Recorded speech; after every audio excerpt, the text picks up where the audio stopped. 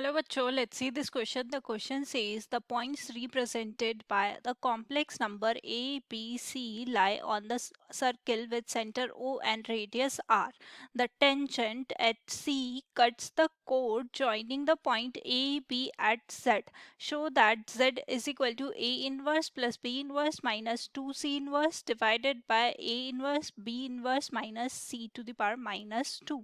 अब देखो सबसे पहले इस क्वेश्चन को सॉल्व करने के लिए हम क्या की कॉन्सेप्ट यूज करने वाले हैं एंड उसके बेसिस पे इस क्वेश्चन को कैसे सॉल्व करेंगे। तो अगर हमारे पास कोई A B C three collinear points है, A B and C are three collinear complex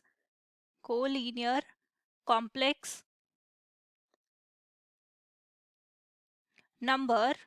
तो देखो वो क्या होगा, हमारे पास इसकी कंडीशन क्या होती है, देन z यहाँ पे a bar 1,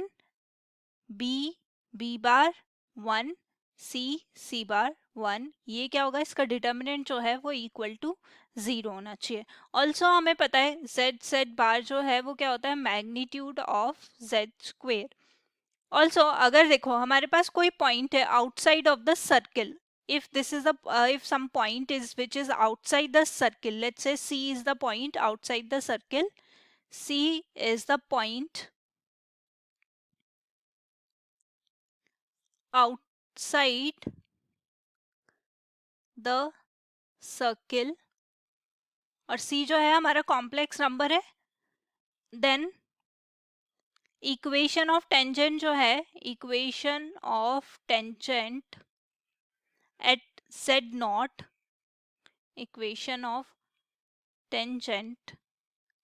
eight Z naught, वो हमारे पास क्या हो जाएगी, C Z naught bar plus C bar Z naught is equal to R square, where R is the radius of that circle.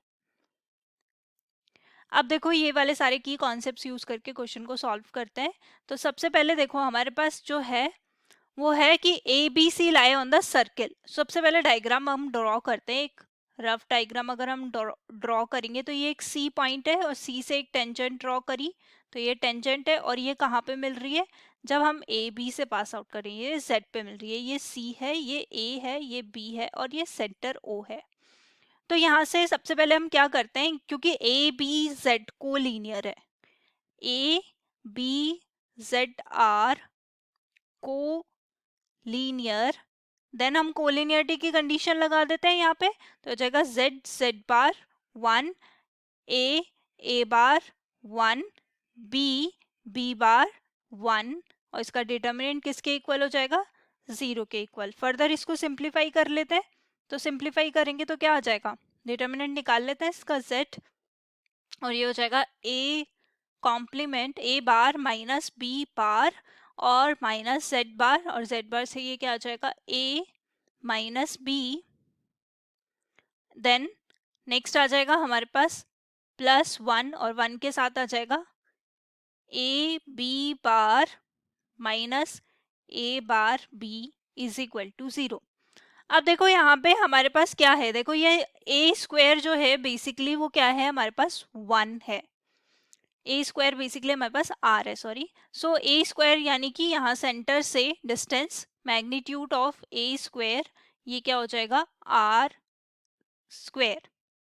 Similarly magnitude of B square भी R square हो जाएगा और मैग्नीट्यूड ऑफ सी स्क्वायर भी R square हो जाएगा, क्योंकि ये सारे ए बी सी जो है वो कहाँ लाई कर रहे हैं, ऑन द सर्किल। अब देखो यहाँ से, यानी कि अगर ये a magnitude of A square r square है, तो ए बार जो है वो आर स्क्वायर हो जाएगा और यहाँ से ए बार जो है हम निकाल सकते हैं, that is r square by A.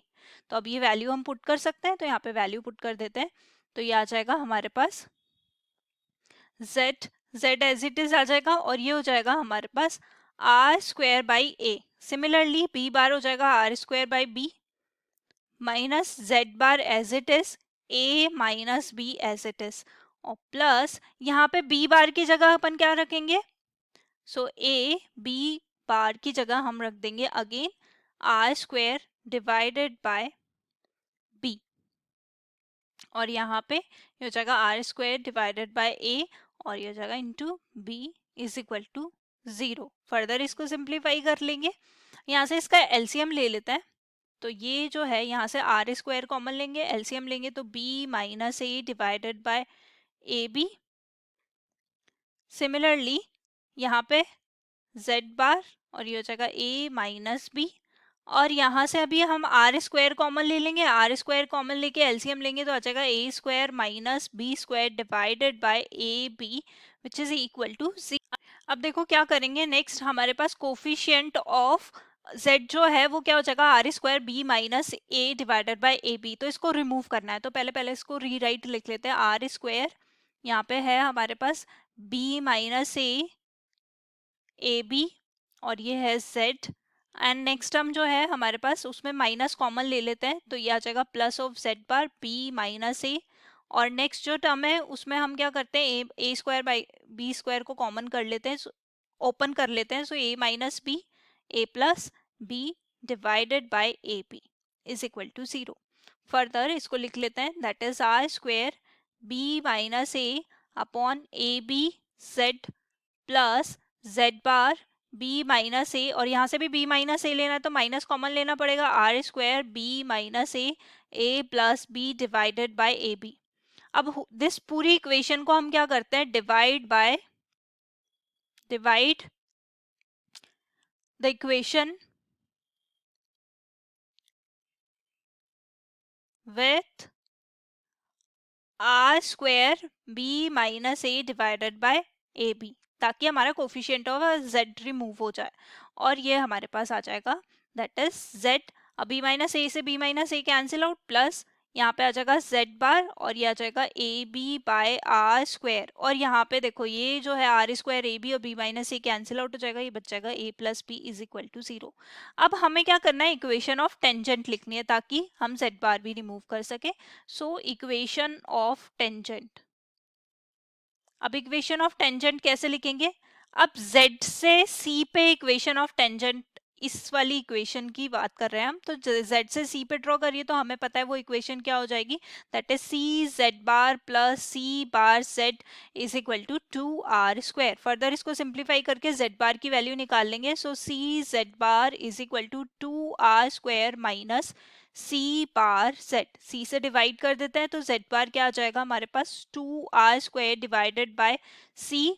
Minus ये जो है हमारे पास c बार को हम क्या लिख सकते हैं, r square by c, because हमें पता है c bar is equal to r square है,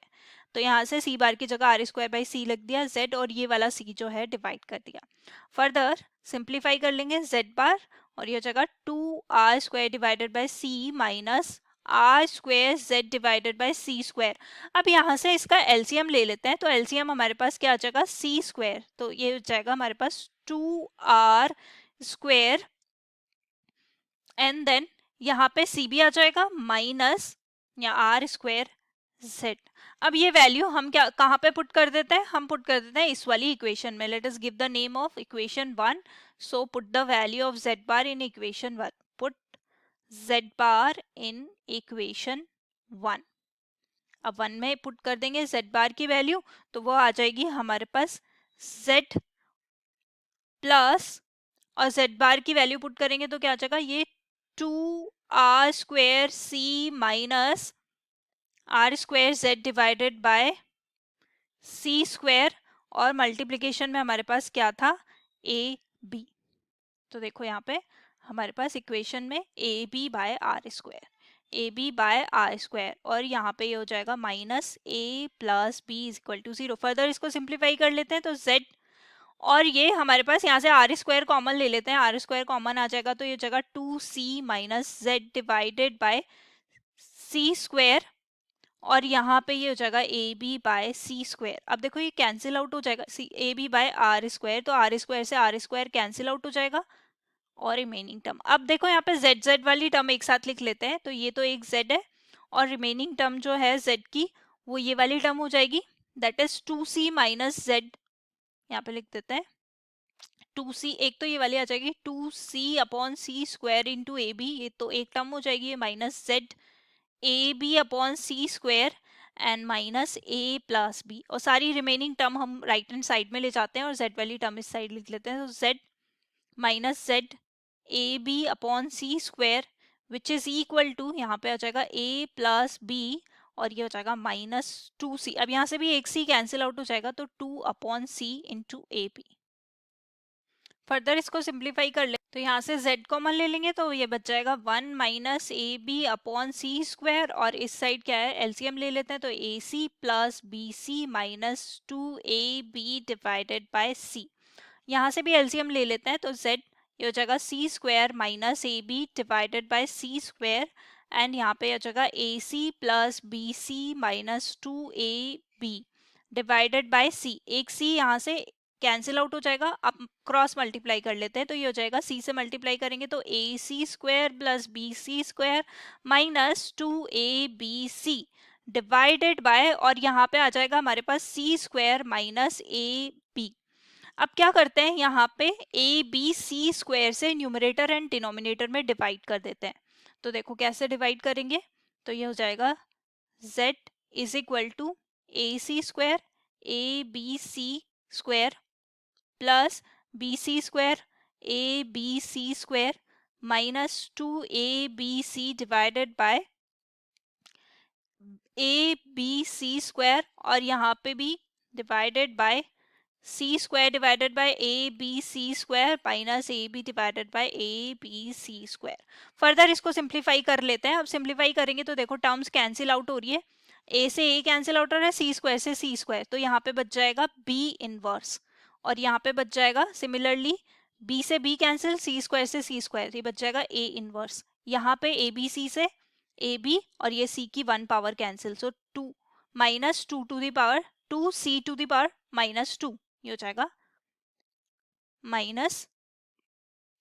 सी टू द पावर -1 आएगा क्योंकि एक पावर इसमें कैंसिल आउट हो चुकी है और डिनोमिनेटर में जो है सी स्क्वायर से सी स्क्वायर सो इसको लिख देंगे A to the power -1 B to the power -1 और यहाँ पे देखो ए बी से ए बी कैंसिल आउट हो जाएगा और यह आ जाएगा minus c to the power -2 और यही हमें प्रूफ करना था तो ये हो गया hence proved. Hope you understood it well. Best of luck. Thank you.